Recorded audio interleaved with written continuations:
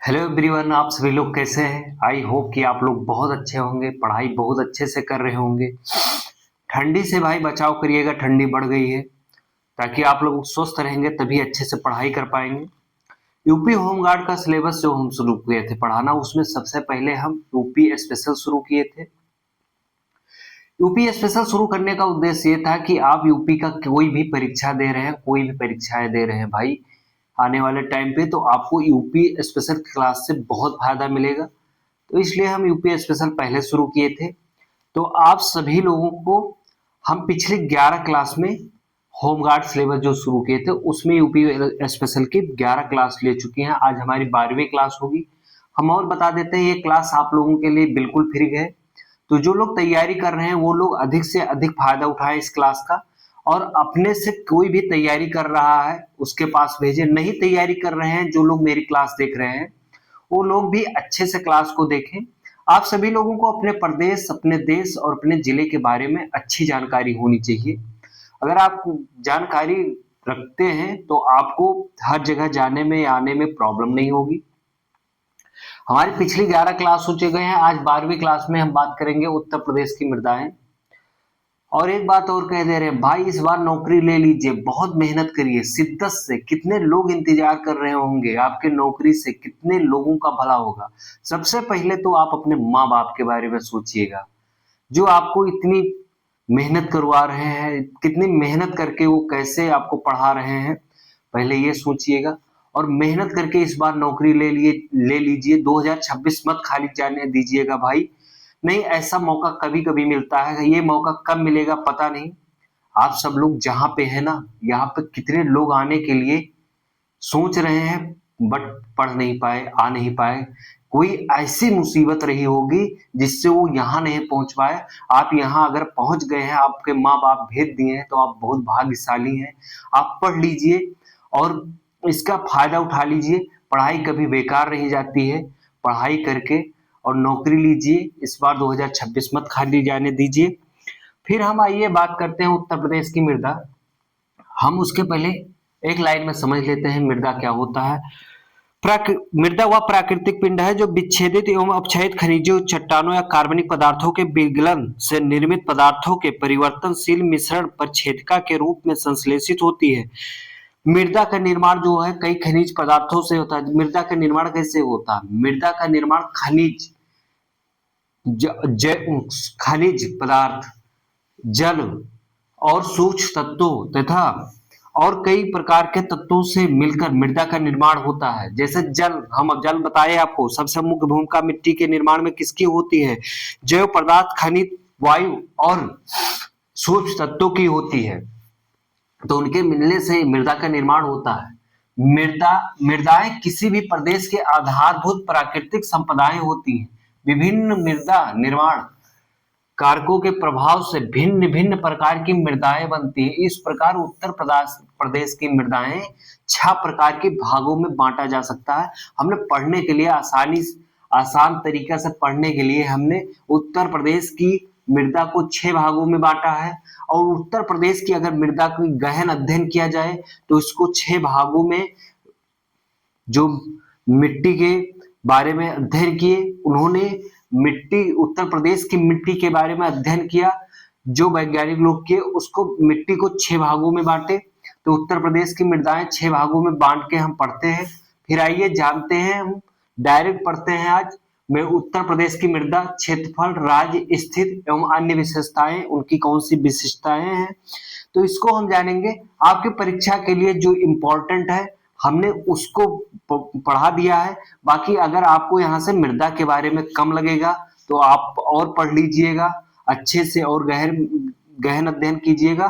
कारण यह है कि मृदा के बारे में आप जितना अध्ययन करते जाएंगे, मृदा का चैप्टर जो है बहुत बड़ा है, मिट्टी का चैप्टर बहुत बड़ा है। तो उसके बारे में हमें जो जरूरी चीजें लगी यूपी एग्जाम के पॉइंट ऑफ व्यू से, तो हमने उसकी बात की है यहाँ पे। तो आइए हम जानते हैं भाभर मृदा जो है, भाभर मृदा उत्तर प्रदेश का पहली मृदा जो है भाभर मृदा से हम बात करते हैं। 6 भागों बांटे हैं, उसमें भाभर मृदा जो है ये 8,100 47 क्षेत्र, हेक्टेयर में हम बात करेंगे। यहाँ क्षेत्रफल जो है वो हेक्टेयर में है और राज्य का कुल क्षेत्र है वो प्रतिशत में है। स्थिति किस जिले में कहाँ तक फैलाव है। भाभर मृदा जो है 8,147 हेक्टेयर में फैली है। इसका राज्य में कुल क्षेत्रफल का क्षेत्र का 25.33 यानी कि 25.33% है। स्थिति इसकी जो है ये सहारनपुर और बिजनौर जनपद के उत्तरी भागों में और पश्चिम से, ये मतलब पॉइंट लगा के पश्चिम कर दिए, पश्चिम से पूर्व तक है इसका विस्तार। इसकी स्थिति जो है भाभर मृदा की सहारनपुर और बिजनौर जनपद के उत्तरी भागों में पश्चिम से पूर्व की तरफ है। और इसमें एक कांग्लोमेरेट्स खनिज पदार्थ है जो पाया जाता है। इस मृदा में जल की कमी पाई जाती है। भैया भाभर मृदा में जल की कमी पाई जाती है। फिर हम तराई क्षेत्र की बात करते हैं। तराई क्षेत्र का जो है क्षेत्रफल वो 1294 हेक्टेयर में है। इसका कुल प्रतिशत जो है 4.02 यानी कि 4.02। ये सहारनपुर से देवरिया जिला तक फैला हुआ है। इसका फैलाव का क्षेत्रफल जो है ये सहारनपुर से देवरिया तक फैला हुआ है। इसमें जिंक का अभाव पाया जाता है, यानी इसमें जिंक की कमी पाई जाती है। ये जो है जिंक की कमी की वजह से यहाँ पे जो है फसलें इतनी अच्छी नहीं हो पाती हैं, तो जिंक को ऊपर से डालना पड़ता है कृषि में। फिर हम जलोढ़ मृदा की बात करेंगे। फिर हम जलोढ़ मृदा है, इसका फैलाव उत्तर प्रदेश में सबसे ज्यादा है। इसका प्रतिशत ही देख लीजिए आप, सबसे ज्यादा है 57.20% है। ये इसे जलोढ़ मृदा कहते हैं इसलिए क्योंकि ये तराई क्षेत्र है, ठीक है। और तराई नहीं, ये जलोढ़ क्षेत्र है। एक गंगा यमुना का दोआब भी कहा जाता है। ये सबसे उपजाऊ है। उत्तर प्रदेश में सबसे उपजाऊ क्षेत्र जो है आपका यही गंगा यमुना दोआब क्षेत्र है, जो जलोढ़ मृदा के नाम से जाना जाता है। इसका क्षेत्रफल हम हेक्टेयर में देखते हैं 18,395.87। राज्य में कुल क्षेत्रफल की दृष्टि से जो देखते हैं 57.20 यानी कि 57.20। इसका जो क्षेत्रफल का जो स्थिति है, इसका फैलाव है, यह पश्चिम क्षेत्र में, पूर्वी क्षेत्र में, मध्य क्षेत्र में, उत्तर पूर्वी क्षेत्र में इसका फैलाव है। जलोढ़ मृदा में किस खनिज पदार्थ की कमी पाई जाती है? तो नाइट्रोजन की। याद रखना, ये सब आपके एग्जाम में पूछा जाएगा, विशेष ध्यान करना, याद कर लेना। अगर क्लास आपको एक बार समझ में ना आए तो दोबारा जरूर देख लेना।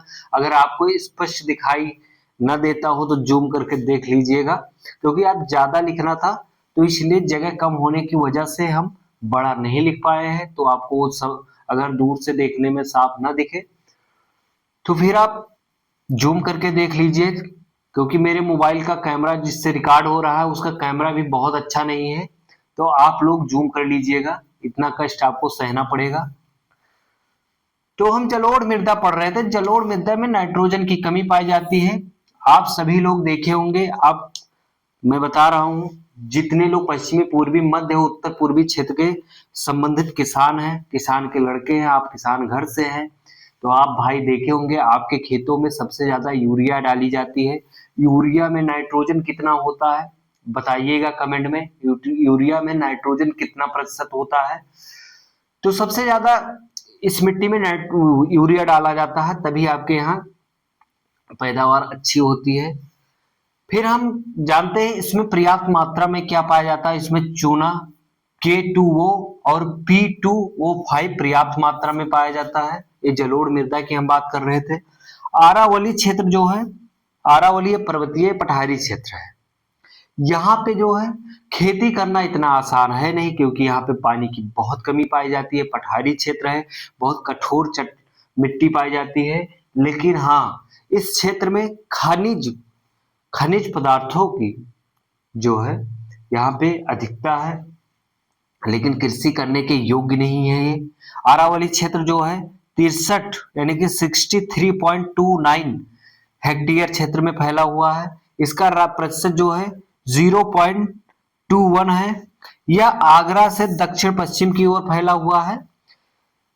ये सॉरी, यहाँ पवन अपर्दन होता है। यहाँ जब हवाएं चलती हैं तो यहाँ का मिट्टियां जो है, पवन अपर्दन, अपर्दन मतलब एक जगह से दूसरी जगह मिट्टियां जाती हैं उड़ करके, और इस मिट्टी में हमने पहले ही बताया पानी की कमी पाई जाती थी, तो इसलिए ये उपजाऊ कम है भाई। ठीक है, जाने आरावली पुरानी, बहुत पुरानी मिट्टी है। ठीक है, थोड़ा पहाड़ी क्षेत्र पड़ता है, बहुत ज्यादा नहीं पड़ता है ये, मतलब बुंदेलखंडीय क्षेत्र जो है ये, इसका 2941.80 हेक्टेयर में फैला हुआ है। इसका क्षेत्रफल जो प्रतिशत है 9.15 है, यानी कि 9.15 है। इसका क्षेत्रफल जो है, इसकी स्थिति जो है किस किस जिले में फैला हुआ है, तो झांसी, ललितपुर, महोबा, चित्रकूट, जालौन, हमीरपुर, बांदा। बुंदेलखंड के क्षेत्र में इतने जिले आते भी हैं, और यहीं पे इनका बुंदेलखंडीय मृदा का जो फैलाव जो है वो झांसी, ललितपुर, महोबा, चित्रकूट, जालौन, हमीरपुर, बांदा क्षेत्र में है। स्थानीय काली मृदा को मार मृदा तथा काबर कहा जाता है। लाल मृदा को राकर कहा जाता है। बुंदेलखंड क्षेत्र में ये कहा जाता है, हमने इधर बताया भी है कि स्थानीय नाम किस मृदा का कहाँ पे कौन सा स्थानीय नाम है। विंध्याचल क्षेत्र में 1316.10 मतलब 1316.10 हेक्टेयर में फैला हुआ है। प्रतिशत में हम देख लेते हैं 4.09। ये क्षेत्र विंध्याचल क्षेत्र जो है बनारस, चंदौली, सोनभद्र, मिर्जापुर एवं प्रयागराज, यह खनिज बहुल क्षेत्र है।